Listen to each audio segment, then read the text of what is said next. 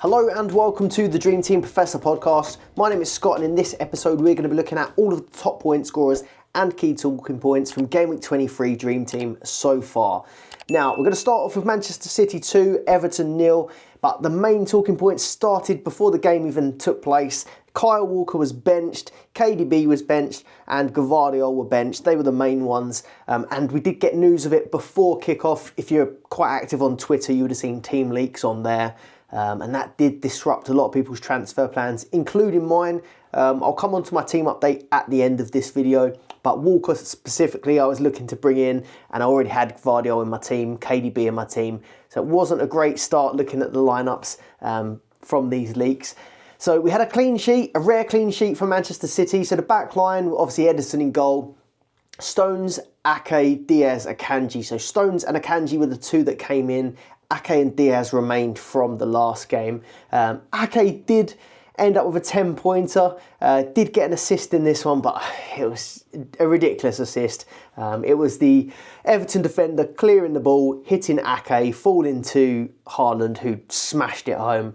So not really an assist, but by the rules on Dream Team, it's if the ball comes off, or the last player the ball comes off gets the assist basically. So Ake managed to fluke himself an assist in this one. So Haaland, 2 goals, 2 shots on target, 21 goals, 7 assists now for the season. And captaincy, he was the most captained player in game week 23. So 95% capped in the top 1K and 99% owned. So those that didn't go from last week did pile on for this double game week. And they weren't disappointed with 14 points, obviously doubling to 28 with the captaincy. Doku and Foden both started, both got 3 bonus points. So Doku, we know, is really reliable for bonus. He got the 3 in this one, went off in the 87th, and he had a really, really good game. Just didn't quite have that end product, but did get in some really dangerous positions. Phil Foden got 3 bonus, and we did see a bit of a stint of him not getting bonus points when KDB was on the pitch. KDB wasn't on the pitch, and Foden is back to getting 3 bonus in this one. City clean sheet didn't get given to Akanji because he went off in the 57th minute. I don't think many people would have gone for Akanji. With some of the other options that there were. Alvarez, 4 points, 77 minutes played. Obviously was on all set pieces without KDB in the lineup. And then KDB and Walker came on relatively early because Everton were putting up quite a tough challenge to break down. And KDB and Walker were called upon in the 57th minute. And you guessed it, KDB grabbed an assist and he's now got a goal and 5 assists in just 5 games since coming back from injury. So Kevin De Bruyne is smashing it. Just the 4 points. I think the assists are maybe a little bit stingy on this game, but you'd have been pleased with it if you did have him in your team. Rodri, fairly popular. People were bringing Rodri in and we spoke about it, weighing up whether to get Doku, Rodri, Bernardo Silva. Bernardo Silva was benched, came on in the 77th. Not much between Rodri and Doku though. Rodri finished with 4 and Doku finished with 5 points. But that was pretty much it for this City game. I can't imagine many people owned Everton players at this point. Mikalenko's been doing all right, but just finished with the 1 point in this match. On to West Ham 0, Arsenal 6. Obviously a result that I was very, very pleased with. Main lineup changes was basically just Trossard coming in for Jorginho. Obviously we played Liverpool in the last game, so we needed to be a bit more defensive. We had Rice and Jorginho. Apparently Jorginho has been playing with a bit of an injury as well, but Rice was the sort of lone guy. White was filling in sort of in midfield at times, and Ødegaard was dropping back at times as well. But we saw us do this against Nottingham Forest with Smith Rowe, getting an extra attacker in the mix, and it was Havertz and Trossard both sort of taking it in turns to sort of crash the box. It worked really, really well, but West Ham were really poor in this game as well. So Trossard in for Jorginho basically gave the extra attacker. 2 clean sheets for Arsenal in their last 4. Both centre-backs getting on the score sheet, so massive hauls for the defenders. You had Gabriel with 15 points, and Saliba with 14 points. They're doing quite well in the rankings now, closing in on Porro, I think it is, but Trent and Trippier are still fairly clear. Gabriel, 3 goals for the season. He's always pretty reliable for attacking returns over the course of the season. And he's been quite good recently. And then Arsenal, 15 set-piece goals. No Premier League side has scored more from set pieces, excluding penalties, than Arsenal this season. So the likes of Saliba and Gabriel could be good ones to target with that. And then Arsenal have got Burnley coming up quite soon, and Burnley have been also pretty terrible at set pieces as well. So maybe there's a chance you might get a few more attacking returns from these corners. Talking of set pieces, on to Declan Rice, 2 assists and a goal against his old club, a 17-point haul for him. And him taking left-sided corners is something that came in, it definitely was worked on in their winter training camp, because when we came back and played Crystal Palace, I was at that game, the 5-0 win. He went to take the left-sided corner and there was groans all over my sort of area of the stand. And everyone's like, why is Declan Rice is tall? Why is he not in the box? But he took the left-sided corner and Gabriel scored it on that occasion. That was the first goal in that Crystal Palace game. And he took left-sided corners again and got an assist from one of them, and then got an assist from a sort of left-sided free kick that was a cross as well. 2 assists for him, and then obviously that long-range shot from outside the box beating Areola. Pretty much a perfect performance from him, and he went off in the 67th minute. So really nice to see Declan Rice putting in a good performance against West Ham, because the last 2, West Ham did get the better of us. Bukayo Saka, I've held him throughout these sort of single game weeks, and I'm finally glad that I did it in this game. So 2 goals for him, 17 points, a bonus point, 3 shots on target, and a big chance created. All-round great performance from him, and he could have had even more. He could have had a hat-trick. 3 shots on target as well in this game. A really, really good performance. And it was nice to see him just step up and take the penalty. None of that faking it, who was going to take it, giving penalties away to people that you want to score a goal. You just want to see someone in your dream team just putting these chances away straight away, being a bit greedy with it. So Saka, 17 points, and he's got a double game week next week, which is going to look really appealing with that Champions League game coming up. Ødegaard, 2 assists, again a really good performance from him, 9 points, 7 goals, 5 assists for the season. And then Trossard, he's been on quite good form recently, 2 goals in 2 games for him. Just the 3 points from Martinelli, he'd been doing fairly well recently, and didn't happen for Havertz, 4 points, putting good performances, but dream team wise, not much to report. Ben White was the other one, an assist for Ben White, 10 points, and he's looking back to his best probably since we came back from that winter break again. He's looked a bit refreshed. Apparently he'd been playing with an injury. He did a really good job sort of, I think he was getting forward a bit more often, but he was also sort of joining in the middle because we were playing with Kivior on the other side with Zinchenko out. He's a little bit limited on what he can do. So Ben White was doing a job on that right-hand side. Only thing I'm going to probably report from West Ham side of things was Bowen. Again, another blank for him. He did try, but 3 points in this one. You'd be disappointed if you had kept faith with him, because he's now had a run of blanks of 4 matches. Liverpool versus Burnley. Again, another one. We started to get a bit of news on the morning and even the day before that there was potentially flu in the camp, and that Joe Gomez was one of the ones that was affected by it. Joe Gomez was in my team. I ended up taking him out after that news. Again, I'll come to it in the team update. But Liverpool 3, Burnley 1. Joe Gomez was replaced. You had Trent at right back, Robertson at left back, Virgil van Dijk and Quansah in centre back. Obviously, you had Konate, who was ruled out through suspension. But Alisson was also one of the people that had the flu, so Kelleher came into the net. Trent Alexander-Arnold to start off with. So an assist in this game, but went off in the 45th minute, and Klopp has said he felt pain in the same area, in the left knee. Nothing really bad, but he felt it again. We'll have to see. We'll assess it. We have to be careful, and we had to take him off. So again, it's a really worrying one because he's got that really appealing double game week next week. And a lot of people would have liked to have Trent in their team for that one. Luckily, Liverpool's game next week is the early kickoff, so maybe like the City game, we'll get a few leaks and we'll be able to make a decision on what to do. No Salah in the team. Again, next week we might see that we might get news in the build-up that he's either trained or that he could be available, but not in the lineup for this one. You had Kwanzaa, I mentioned, came in for the suspended Konate, but I wouldn't be too interested in bringing him in because Konate will be back. Robertson done really, really well in this game, so 7 points, 3 bonus points, 2 tackles and 1 big chance created. And so 7 points is a really good performance from him. Again, I'm going to be a little bit cautious with Robertson. He's been out for a long time, so it's probably going to be building back up, getting his fitness back. Diaz, goal, bonus, 4 shots on target, finished up on 12 points. That's a really good performance from him. Someone that I've doubted quite a lot recently, but he is in a really good run of form. Darwin Núñez, I've got the 2 Liverpool strikers in my team. Darwin Núñez finished with 10 points, grabbed a goal, and Jota finished with 11, grabbing a goal as well. Núñez in Núñez fashion scored quite a tough header, a really hard one to put away, and then missed a couple one-on-ones that you probably expected him to score, but goal, 2 shots on target, 1 big chance created, and 2 tackles. Again, involved in everything. He got those 2 tackle points pretty early on in the game as well.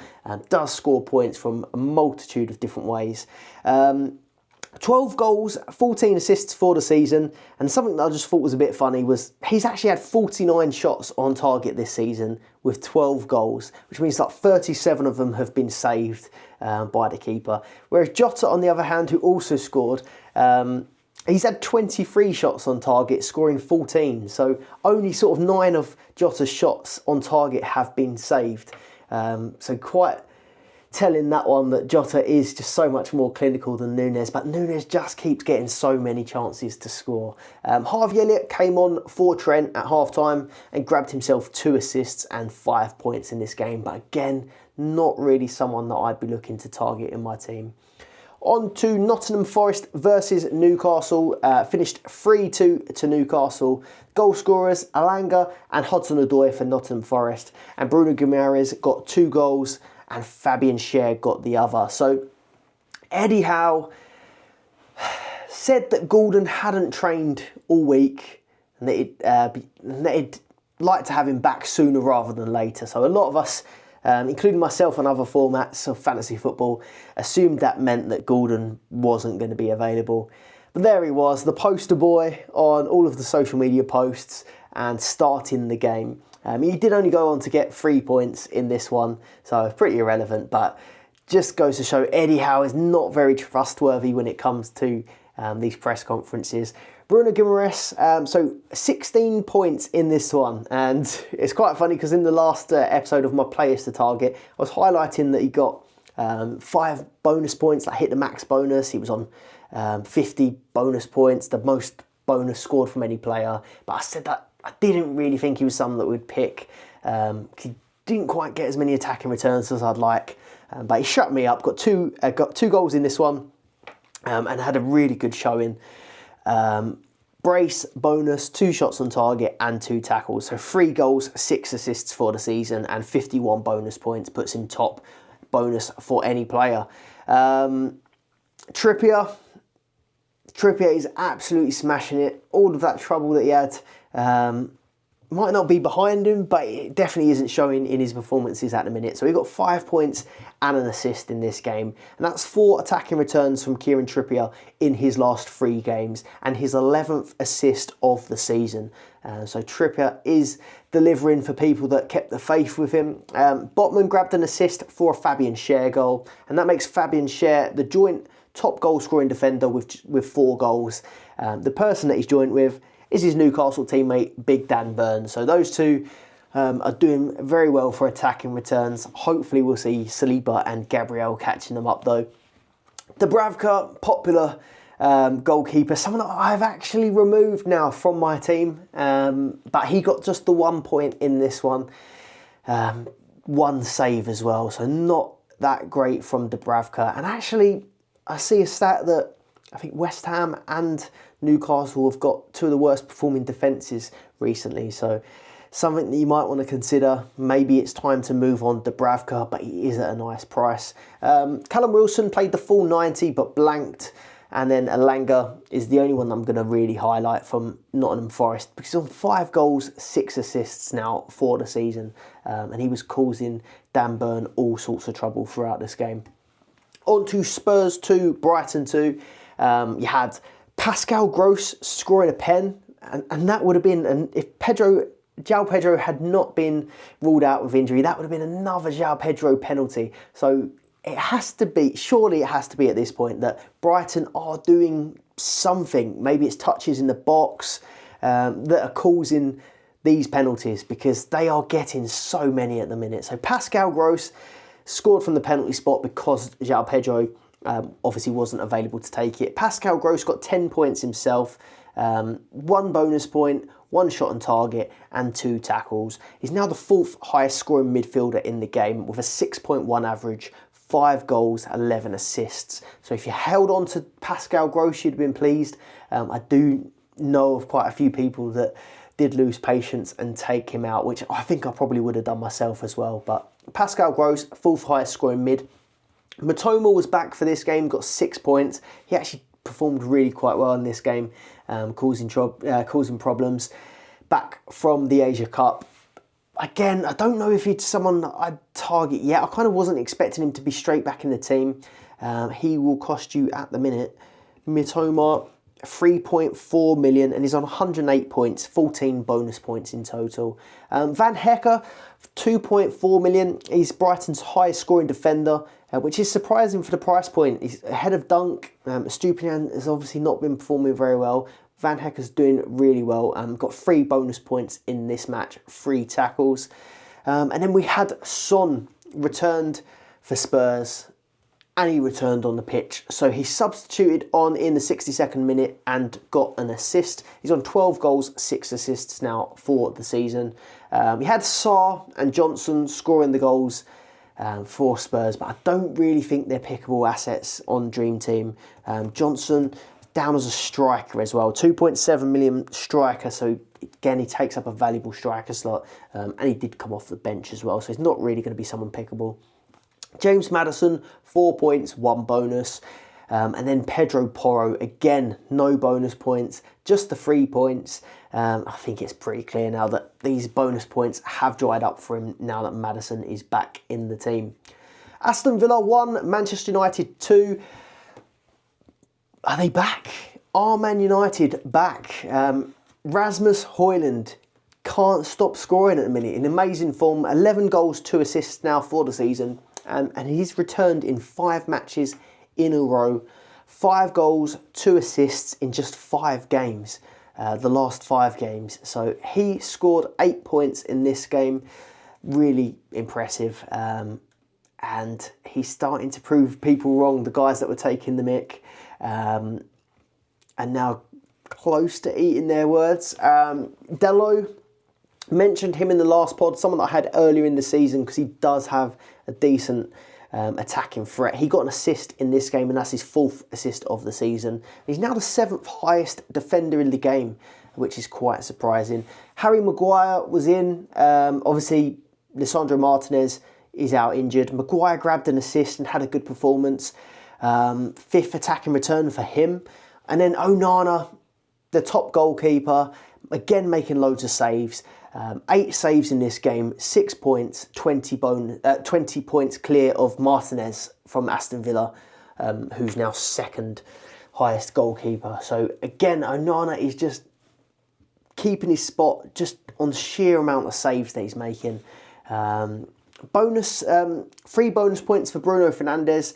Again, he's not quite doing enough that we want him in our team, but again, 7 points isn't a bad return at all. He actually doesn't get bonus that much. He's on 9 bonus points for the season, so it's not a regular occurrence, but it was a decent performance points-wise for Bruno Fernandes.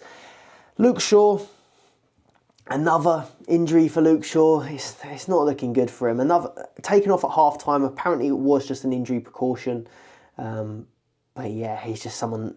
He's getting into sort of Reece James territory for we're not wanting to pick him because of these injuries. McTominay, super sub. The next Ole Gunnar Solskjaer. 8th goal of the season, and it feels like he only scores important goals, Scott McTominay. 7 points for him, grabbed the winner.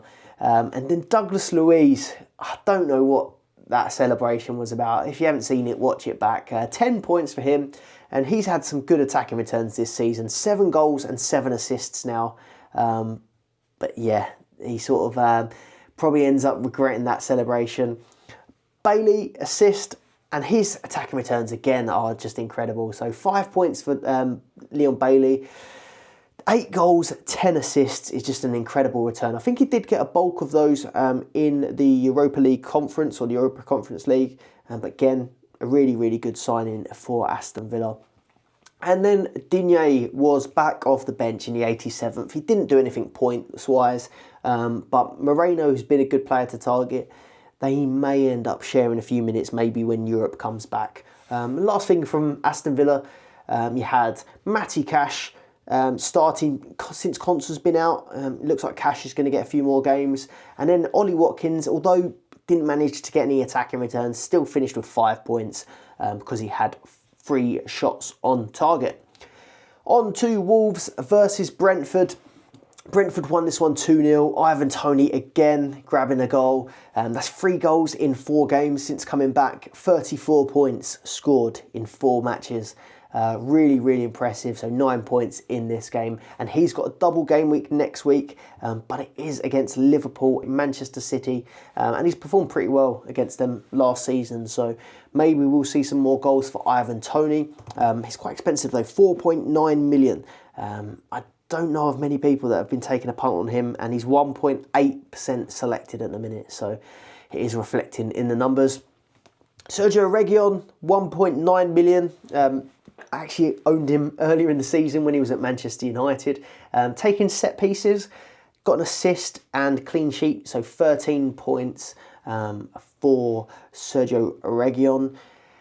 Mateus Cunha, It's come to an end. He's been in such great form recently, but came off after 20 minutes, which looked to be a hamstring injury, but we don't know the extent yet.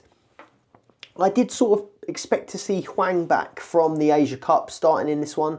Performed really, really well earlier in the season. How many attacking returns has he got? 11 goals and 3 assists, Hwang, but he wasn't ready for this match. Apparently he's got a slight calf issue, but he should be ready to start next week apparently.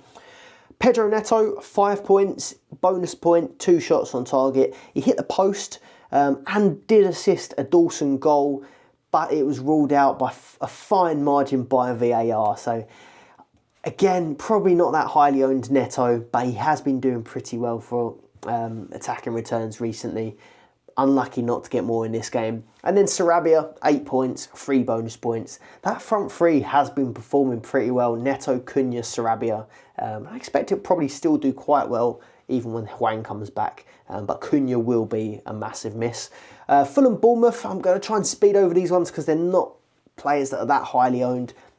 You had Muniz scoring 2 goals, and he's come in for Jimenez, who's currently injured. Broha probably is gutted that Muniz is doing such a good job because obviously Broha's gone on loan to Fulham, and now Muniz is now performing really well. He got 14 points in this one, and he scored last week as well, so really good form for him. Decordova-Reid grabbed a goal and an assist. Willian got an assist. He's on 5 goals, 3 assists now with 9 points in this game. And then Robinson, Anthony Robinson at the back. He's been having a decent season, so 7 points in this one, 3 bonus points. He's actually the 11th highest scoring defender on the game. Solanke, an assist for him. That's his 19th return of the season, 15 goals, 4 assists.